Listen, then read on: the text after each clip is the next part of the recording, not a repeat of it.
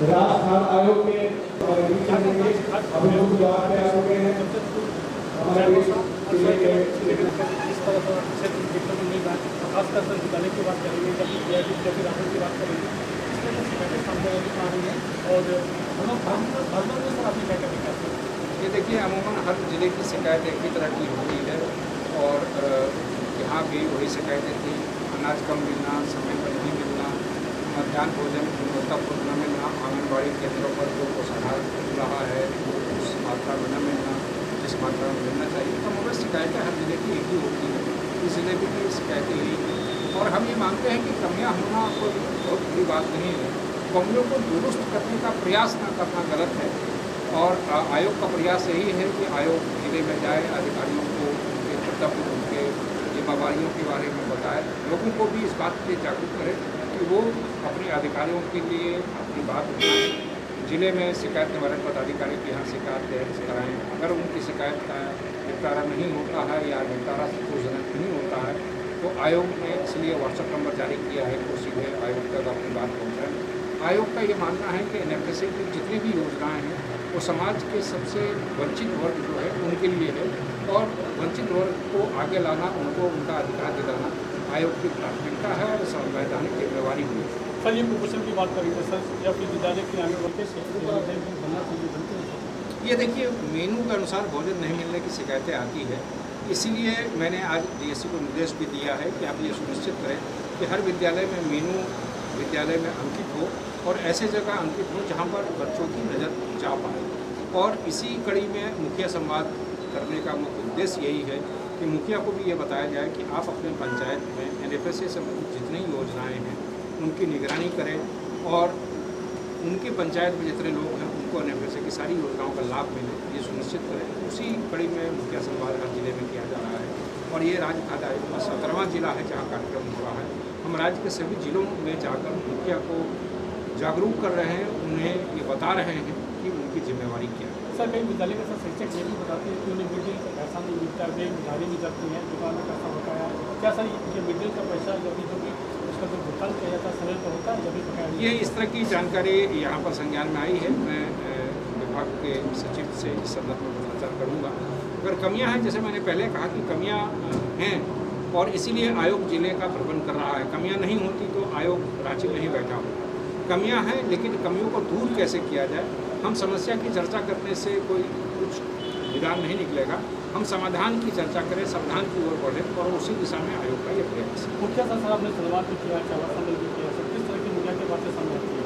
ये मुखिया के संवाद का मुख्य उद्देश्य ये है कि मुखिया को ये बताना कि योजनाएँ क्या हैं, उनमें उनका कर्तव्य क्या है, उन्हें कैसे इन योजनाओं की निगरानी करनी है, कैसे लोगों को जागरूक करना है। मुखिया को एक महत्वपूर्ण कड़ी के रूप में आयोग देख रहा है, क्योंकि आयोग ये जानता है कि हम राज्य की एक एक जनता से सीधा संवाद नहीं कर सकते हैं। इसलिए हमने मुखिया को एक महत्वपूर्ण कड़ी माना है कि मुखिया के माध्यम से आयोग हर व्यक्ति को जागरूक कर पाए, हर व्यक्ति को ये बता पाए कि उनके अधिकार क्या है, अधिकार प्राप्त करने के तरीके क्या हैं। इस दौरान सर कोई अधिकारी को ऐसा लगता है कि अधिकारी में जो कार्य होना चाहिए वो अपनी सही तरीके से ये देखिए, कमियां तो हर व्यक्ति में है, हमें भी कमी है। मैंने कल भी कहा था कि अगर कमी है तभी हम मनुष्य हैं, हम परिपूर्ण हो जाते तो ईश्वर की श्रेणी में आ जाते हैं। कमी होना कोई अपराध नहीं है। कमियां पाई गई, लेकिन कमियों को दुरुस्त करने के प्रति आयोग को आश्वस्त किया गया और आयोग आश्वस्त है।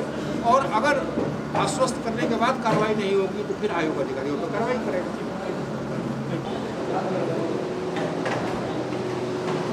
और जोरदार तालियों से स्वागत करें एक बार हमारे मुख्य अतिथि हमारे बीच आ चुके हैं, राजस्थान आयोग के अध्यक्ष महोदय और सदस्य महोदय। बहुत ही खुशी की बात है कि हमारे बीच वो पधारे हैं। ये भारतवर्ष और भारतवर्ष का प्यारा सा सरायकेला जिसमें हम सभी उपस्थित हैं, हमारे जितने भी सीएस सर। और सबसे पहले मैं 16-17 जिलों में भ्रमण कर चुके हैं। राज्य खाद्य आयोग और उसकी भूमिका पूरे राज्य में एनएफएसए के तहत विभिन्न कार्यक्रम जो चलते हैं, फूड सप्लीमेंट से रिलेटेड, चाहे वो हेल्थ डिपार्टमेंट हो, चाहे आंगनबाड़ी केंद्र हो, या स्कूल हो, या पीडीएस हो, सभी के माध्यम से जो हकदार जनता है जिसको यह सुविधा मिलने चाहिए, उनको अपने हक के बारे में कैसे अवेयर करें, कैसे उनको वह लाभ, खाद्य आपूर्ति से संबंधित लाभ, उसको अध्यक्ष महोदय निजी तौर पर बहुत ही चिंता करते हैं और इसके आज इस मंच पर चर्चा होगी। आज इस अवसर पर उपस्थित हमारे जितने भी मुखिया भाई बहन आए हैं, उन सब का मैं बहुत बहुत स्वागत करता हूं और उम्मीद करता हूं कि आज के इस सेशन में अध्यक्ष महोदय की मौजूदगी में कार्यक्रम से संबंधित जो पदाधिकारी गण हैं, उनके माध्यम से भी आज हम लोग इस बात में शायद थोड़ा सफलता प्राप्त कर सके कि जो कम्युनिकेशन गैप अभी भी कई क्षेत्रों में है, वह हम लोग उसको पाट सके और इसके सबसे सशक्त और अच्छे माध्यम हमारे मुखिया भाई बहन हो सकते हैं। ऐसी ही सोच हमारे अध्यक्ष महोदय की है, माननीय सदस्य महोदय की है और इसी अपेक्षा के साथ आप सबको यहाँ पर आने का कष्ट करना पड़ा है। हमारे जो लाभुक गण हैं, जो आम जनता है, जिनको इन योजनाओं से सरोकार है, आपका सीधा उनके साथ संवाद होता है, आप उन्हीं के बीच रहते हैं और उनके बीच आपका अच्छा आपके साथ एक अच्छा कम्युनिकेशन हम लोग सेटअप करें। इन सब चीज़ों में विगत सालों में जिला स्तर से जो भी प्रयास हो सके हैं, उन प्रयासों में गुणात्मक सुधार आज राज्य खाद्य आयोग के विजिट के बाद निश्चित रूप से हमको भविष्य में परिलक्षित होगा, देखने को मिलेगा, ऐसा मेरा पूरा विश्वास है।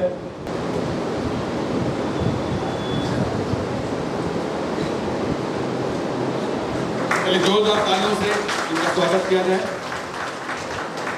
और इसके बाद मैं DSW मैडम से गुजारिश करूंगा कि हमारे राज्य खाद्य आयोग की सदस्य उन्हें पौधा देकर स्वागत करें। जोरदार तालियां।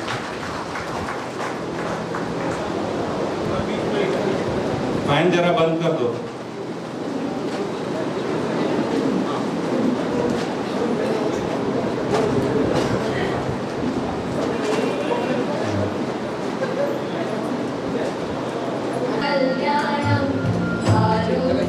जोरदार तालियों के साथ इस कार्यक्रम का आगाज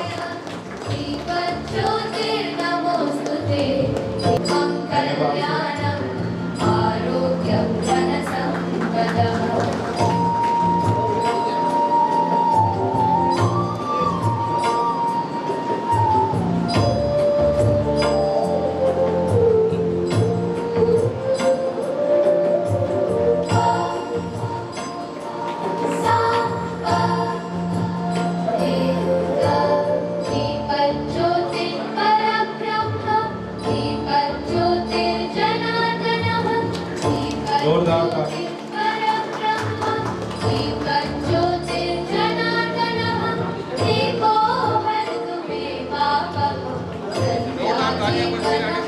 विभिन्न जिलों में मुखियाओं के साथ सीधा संवाद कार्यक्रम के तहत आज सरायकेला खरसावां में उपस्थित झारखंड राज्य खाद्य आयोग के माननीय अध्यक्ष श्री हिमांशु शेखर चौधरी सर, सरायकेला खरसावां के तमाम पदाधिकारीगण और सरायकेला खरसावां से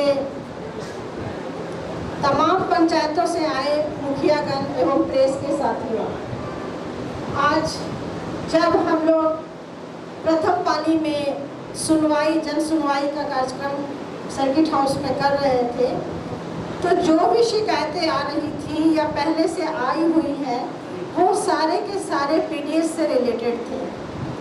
तो अक्सर लोगों के मन में ऐसा ख्याल रहता है कि खाद्य सुरक्षा अधिनियम का मतलब जो सरकारी खाद्यान्न जो पीडीएस डीलर के द्वारा मिलता है उसे ही कहते हैं। लेकिन आज अध्यक्ष महोदय के आदेशानुसार जो योजनाएं अलग अलग विभाग के द्वारा खाद्य सुरक्षा अधिनियम के तहत चलाई जा रही है, उनके जो जिला स्तर के पदाधिकारी हैं उनके द्वारा आप लोगों को विस्तार पूर्वक बताया गया। अगर कहा जाए कि जीवन की शुरुआत से लेकर जीवन के अंत तक खाद्य सुरक्षा अधिनियम लाभुकों को उसका लाभ पहुंचाता है तो ये गलत नहीं होगा। मैं शुरू करती हूँ आंगनबाड़ी केंद्र से। अभी आपकी DSW मैडम ने काफ़ी विस्तार पूर्वक बहुत अच्छा तरीका से बताया कि आंगनबाड़ी से खाद्य सुरक्षा अधिनियम के तहत 2 योजनाएं चलाई जा रही हैं, जिसमें एक है प्रधानमंत्री मातृ वंदना योजना और दूसरा जो रेडी टू ईट के माध्यम से जो गर्भवती महिला और धात्री महिला और 0 से लेकर 6 साल तक के बच्चों को जो पौष्टिक आहार दी जाती है। ये रेडी टू ईट आहार है क्या?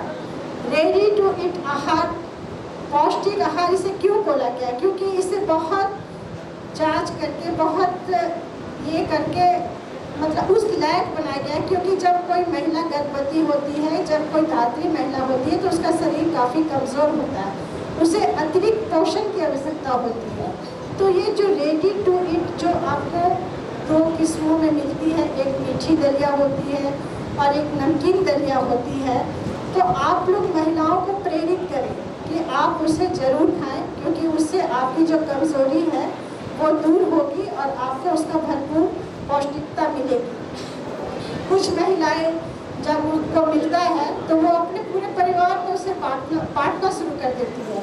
वो अगर एक बार हलवा बनाती है उस मीठी दलिया का तो पूरा परिवार मिलकर खाता है, या नमकीन दलिया बनाती है उससे भी उसी तरह वो अपने पूरे परिवार के बीच में बांट कर खाती है। लेकिन ये गर्भवती और धात्री महिला के लिए स्पेशल बनाया हुआ पौष्टिक आहार है।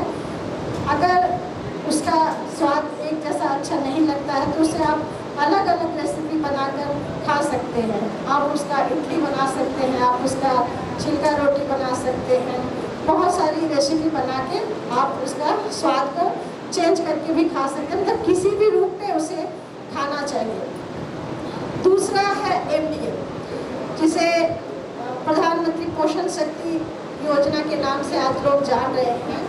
अभी DSC साहब ने बताया, पूरा मेन्यू विस्तार से बताया कि किस दिन क्या मिलना है। तो DSC साहब ने अभी यहाँ से आप लोगों को बताया कि सप्ताह में 2 दिन अंडा मिलना है, एक सोमवार को और दूसरा शुक्रवार को। लेकिन अगर सोमवार और शुक्रवार छुट्टी का दिन हो तब वो अंडा क्या होगा DSC साहब? नेक्स्ट डे मिलेगा। तो ये जानकारी भी तमाम मुखियाओं को होना चाहिए। मान ले आप लोग अगर गए स्कूलों में और आप लोग देखें कि आज तो सोमवार को स्कूल बंद था, मंगलवार को स्कूल खुला है, तो वहाँ के जो मिड डे मील देखने वाले जो टीचर या जो भी वहाँ के कमेटी के लोग हैं आपको कह सकते हैं कि आज तो मंगलवार है तो आज अंडा नहीं मिलेगा। लेकिन आप वहाँ पे क्वेश्चन उठा सकती हैं कि सोमवार को चूँकि स्कूल बंद था इसलिए नेक्स्ट डे उस अंडा को मिलना है। अगर शुक्रवार को स्कूल बंद है तो नेक्स्ट डे जो भी बच्चों का स्कूल खुलता है उस दिन उसे अंडा मिलना है। कहने का मतलब है कि सप्ताह में 2 दिन अंडा बच्चों को जरूर मिलना है। तीसरा, अब मैं आती हूँ MTC सेंटर पे। अभी सिविल सर्जन सर ने भी बहुत अच्छे तरीके से आप लोगों को बताया कि हमारे जिला में कुपोषण उपचार केंद्र है, लेकिन बहुत सारे लोग वहाँ पे अपने बच्चों को भेजना नहीं चाहते हैं, क्योंकि आंगनबाड़ी से जब वो जाती है अपने बच्चों का वज़न कराती है, उसका लंबाई और उसका वज़न के हिसाब से उसे कुपोषित है कि नहीं है उससे जब क्लियर होता है, और उसके माँ को जब बोला जाता है कि आप कुपोषण उपचार केंद्र में लेकर बच्चे को जाइए, उसको अतिरिक्त पौष्टिक आहार दे करके उसका ट्रीटमेंट करके बच्चे को स्वस्थ किया जाएगा। लेकिन उस घर के जो खास करके जो जेंट्स होते हैं वो भेजना नहीं चाहते हैं, क्योंकि बहुत से जिलों में हम लोगों को ये शिकायत मिली है कि बच्चों उसको लाना कुपोषण उपचार केंद्र तक बहुत मुश्किल होता है। जो घर के जेंट्स होते हैं वो सोचते हैं कि बच्चा अगर जाएगा, क्योंकि बच्चा बहुत छोटा होता है, उसको उसकी माँ की ज़रूरत होती है। तो जब बच्चा जाएगा अस्पताल, जब कुपोषण उपचार केंद्र में रहेगा, उसकी माँ रहेगी, तो बाकी का जो घर का उसका काम कौन संभालेगा। लेकिन बच्चा चूँकि उसको ले जाना बहुत ज़रूरी रहता है, तो आप लोग उसको समझा करके किसी भी तरह से उस बच्चे को उपचार केंद्र में भेजिए ताकि बच्चे का सही विकास हो। आज जिला शिकायत निवारण पदाधिकारी के जरिए आप लोग अपनी शिकायत जो भी है, जो या आंगनबाड़ी से रिलेटेड हो या इस मिड डे मील से रिलेटेड हो या पीडीएस से हो, जो भी हो, जो सारी योजनाओं की जानकारी आप लोगों को दी गई, तो आप लोगों को पता है कि हम लोग जिला में जिला शिकायत निवारण पदाधिकारी के पास अपनी शिकायत कर सकते हैं। और अगर जिला शिकायत निवारण पदाधिकारी जो भी आदेश पारित करते हैं, अगर उस आदेश से आप संतुष्ट नहीं हैं या जिला शिकायत निवारण पदाधिकारी आपकी बातों को नहीं सुन रहे हैं, तो आप सीधा आयोग में अपनी शिकायत कर सकते हैं। क्योंकि आयोग में शिकायत करना बहुत ही आसान तरीका है, क्योंकि उस आयोग ने अपना व्हाट्सएप नंबर जारी किया है। आज आप लोगों को जो किट दिया गया है उसमें आयोग का व्हाट्सएप नंबर है। आपको कहीं नहीं जाना है, बस अपने मोबाइल में टाइप कीजिए और प्रमाण के साथ शिकायत भेज दीजिए, आयोग उस पर त्वरित कार्रवाई करेगी। और अभी डीएसओ सर बोल रहे थे कि बहुत सारे केस हमारे जिले में पेंडिंग है। 2 साल 3 साल से लोग अप्लाई किए हैं नाम जोड़ने के लिए, नाम काटने के लिए, लेकिन रिक्तियाँ नहीं है। रिक्तियाँ नहीं रहने की वजह से वो चाह कर भी किसी का नाम ऐड नहीं कर सकते हैं। आप अपने पंचायत के जीते हुए मुखिया हैं, आप अपने पंचायत के एक एक लोगों को जानते हैं, पहचानते हैं। आपको पता है कि कौन ध्यान लेने के लायक है और कौन नहीं है, कौन पात्रता रखता है, कौन नहीं है। जो किट आयोग की तरफ से आज आप लोगों को दिया गया है उसमें पूरा विस्तार पूर्वक लिखा हुआ है कि कौन कौन लोग राशन लेने के हकदार हैं और कौन नहीं है। तो आप अपने गांव के वैसे लोगों को चिन्हित करें और उनसे आप रिक्वेस्ट कीजिए कि चाचा, अगर आप ये राशन कार्ड सिलेंडर कर देते हैं तो हमारे गरीब जो जनता है, जो उसकी कोई मतलब और साधन नहीं है कि हाँ वो कहाँ से अपना खाद्यान्न लाएगा और कैसे खाएगा, तो उसको उसका लाभ मिलेगा। तो आप लोग ये एकदम मतलब अपने दिमाग से निकाल दीजिए कि कौन हमको वोट दिया है, कौन नहीं दिया है। अब आप पंचायत के जीते हुए मुखिया हैं, आपके नज़र में सारे पंचायत के लोग एक बराबर हैं। आप लोग जो सही में उसके हकदार है उसको उसका हक दिलाइए। इससे बड़ा पुण्य और कुछ नहीं है। मैं इतना ही कहकर अपनी बातों को समाप्त